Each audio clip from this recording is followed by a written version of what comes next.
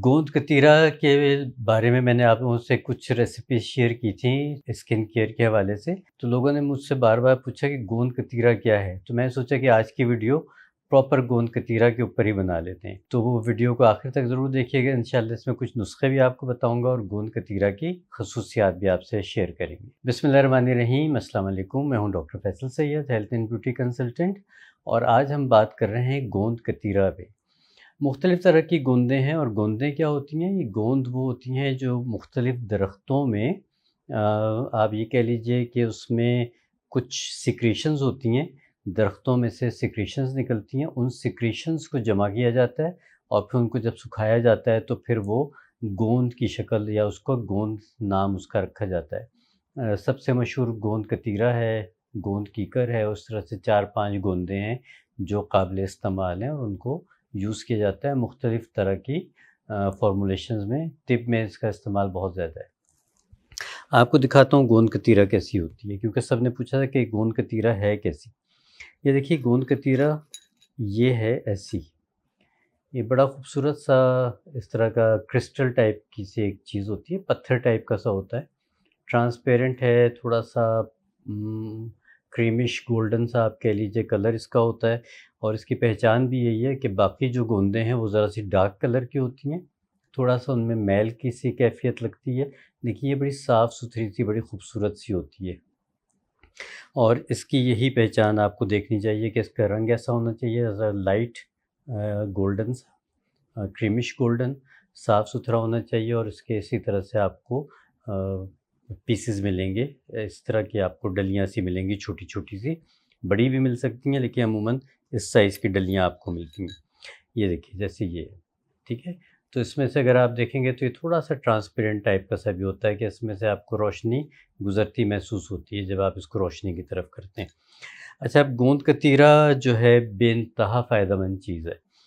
और ये एक ऐसी चीज़ है जिसको आप अगर आप देखें तो ये आपके खाने के भी इस्तेमाल में आती है, लगाने के इस्तेमाल में भी आती है, कमर्शियली भी इस्तेमाल होती है, फैक्ट्रीज़ में भी इस्तेमाल होती है, कॉस्मेटिक्स में भी इस्तेमाल होती है और दवाइयों में भी इस्तेमाल होती है। मतलब ये इतनी इसकी अफ़ादियत है या ये इतनी मल्टीपर्पज़ टाइप की चीज़ है गोंद कतीरा कि इसका आप इस्तेमाल देखें कि कहाँ कॉस्मेटिक्स या कहाँ पे जहाँ पे चमड़ा वग़ैरह का काम होता है, इस तरह की फैक्ट्रीज़ में भी काम आती है, जो कॉस्मेटिक्स कलर कॉस्मेटिक्स बनती हैं, वहाँ पे भी काम आती है, हेयर स्प्रे में भी काम आती है, जो आपकी फेस पाउडर्स वग़ैरह बनते हैं, उनमें भी काम आता है, फेस पैक्स में भी काम आता है, कमर्शियली भी और होम रेमेडीज़ में भी।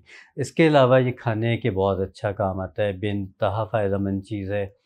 इसके तासीर किसी हद तक ठंडी होती है और इसका तरीक़ा खाने का ये होता है कि मैं अब आपको बताता हूँ कि इसको किस-किस तरह से हम इस्तेमाल भी कर सकते हैं। कॉस्मेटिक्स में तो ऑब्वियसली हम अभी आपके साथ डिस्कस नहीं करेंगे कि कैसे इस्तेमाल कर सकते हैं, लेकिन इसके कुछ नुस्ख़े आपको खाने-पीने के बता देते हैं और उसके बाद फिर आपको मेरी पुरानी वीडियोज़ देखिएगा तो उसमें आपको ब्यूटी के हवाले से भी स्किन मिल जाएँगे। मेरा ख़्याल है कि एक सैगिंग स्किन के हवाले से था, जो स्किन लटक जाती है, ख़वातीन की भी, हज़रात की भी एज के साथ-साथ, उसको फ़िक्स करने के लिए इसके लिए मैंने नुस्ख़ा बताया हुआ है। तो वो वीडियो देख लीजिएगा अगर आपको ब्यूटी के हवाले से चाहिए। तो ये गोंद कतीरा जैसे गर्मियाँ बहुत ज़्यादा हैं, तो इसका तरीक़ा ये होता है कि इसको पीस लेते हैं और पीसने के बाद इसको पानी में भिगो देते हैं। 1 चम्मच भिगो दें तो ये फूल के काफ़ी ज़्यादा हो जाता है। इसमें फूलने की सलाहियत होती है क्योंकि ये पानी को तक़रीबन अपने वज़न से 100 गुना ज़्यादा पानी अपने अंदर एब्ज़ॉर्ब कर लेता है और जिससे ये पानी अपने अंदर एब्ज़ॉर्ब कर लेता है तो बिल्कुल ये ऐसा नरम सा हो जाता है, भुरभुरा सा हो जाता है, बिल्कुल जैसे ताज़ा जो बर्फ़बारी वाली बर्फ़ नहीं होती वैसी हाथ में ऐसे घुल-सी जाती है, उस तरह की सी हो जाती है। तो ये आप किसी भी शरबत में पी सकते हैं, लस्सी के साथ पी सकते हैं, इसको तुख्म-लंगा के साथ पी सकते हैं, चिया सीड्स के साथ पी सकते हैं और आप देख लीजिए कि इसके इस्तेमाल से जिन लोगों को पेशाब जल के आता है या जिनको कब्ज़ रहती है, उनके लिए बहुत फ़ायदेमंद है, जिनको अल्सर्स हैं, उनके लिए बहुत फ़ायदेमंद है, ब्लड प्रेशर के लिए बहुत फ़ायदेमंद है, ब्लड शुगर को रेगुलेट करने के लिए बहुत फ़ायदेमंद है। उसके साथ-साथ ये इंसुलिन जो हम कहते हैं स्पाइक्स हो जाती हैं, या इंसुलिन रेजिस्टेंस जो बढ़ जाती है बॉडी में, उसको कंट्रोल करने के लिए ज़बरदस्त चीज़ है और बहुत मुनासिब कीमत की ये चीज़ है, कोई महंगी आइटम नहीं है ये। तो इसका इस्तेमाल किया जा सकता है। हाँ, ये ज़रूर है कि बहुत लंबा अरसा इस्तेमाल मत करें। 20 दिन, महीना इस्तेमाल कर लें, फिर गैप दे लें, फिर ज़रूरत पड़े तो इस्तेमाल कर लें। तो इस तरह से इसका इस्तेमाल आप कर सकते हैं। तो एक तो ये तरीक़ा है कि इसको पानी में आप भिगो के इस्तेमाल करें। दूसरा तरीक़ा ये है कि इसको थोड़ा-सा भून लिया जाता है। थोड़ा-सा घी डाल के, देसी घी डाल के इसको थोड़ा-सा फ्राई सा किया जाता है।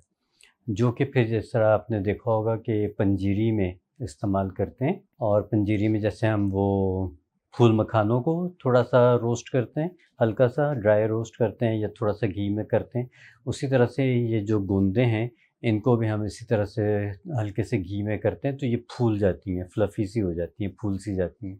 उसके बाद इन सब चीज़ों को चॉपर में डाल के ज़रा-सा चॉप करते हैं, तो बड़े क्रंची सा इसका एक, जैसे आइसक्रीम्स वग़ैरह में क्रंच आपको महसूस होता है, वैसा इसका क्रंच उसमें आता है पंजीरी में।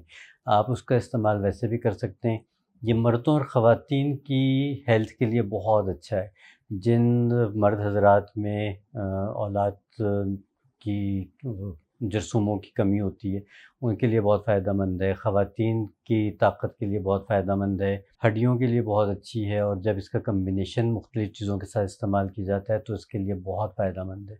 उसके अलावा गोंद कतीरा, खुदा न ख़ास्ता कुछ लोगों को जिस्म पे ज़ख़म से हो जाते हैं या रैशेस पड़ जाते हैं, उनके लिए बहुत फ़ायदेमंद है। इसका लेप करके लगाया जाता है तो ज़ख़म जल्दी भरने लगते हैं। ये इसमें हीलिंग प्रॉपर्टीज़ बहुत ज़्यादा हैं, इसीलिए ये आपके अल्सर्स के लिए भी बहुत फ़ायदेमंद है। जिन लोगों को कब्ज़ की शिकायत रहती है, वो अगर इसको इस्तेमाल करें, दिन में 1 दफ़ा या 2 दफ़ा इसका शरबत सा बना के पिएँ, तो या दही के साथ भी इसका इस्तेमाल किया जा सकता है। उससे अजाबत जो है, यानी कि स्टूल जो है, वो आपको खुल के आएगा और बड़ी आसानी के साथ पास हो जाएगा। आपको किसी तरह की कोई तकलीफ़ नहीं होगी। तो इस ख़ुसूसियत की वजह से फिर ये उन लोगों के लिए भी फ़ायदेमंद हो जाता है, जिनको बवासीर की शिकायत है, चाहे वो फिर खूनी हो, चाहे वो बादी हो। तो बवासीर के पेशेंट्स भी इसको इस्तेमाल कर सकते हैं। तब आपने देखा कि है इतनी छोटी-सी चीज़, सादी-सी चीज़, एक दरख़्त के सिक्रीशन से बनाई गई चीज़ है और उसके किस कदर फ़ायदे हैं। तो इस तरह से इन चीज़ों का इस्तेमाल अपनी ज़िंदगी में ज़रूर कीजिए। ये वो चीज़ें हैं जिनको आपके घर में मौजूद होना ज़रूरी है और वक़्त ज़रूरत आप इनका इस्तेमाल कर सकते हैं। वीडियोज़ को देखते रहा कीजिए।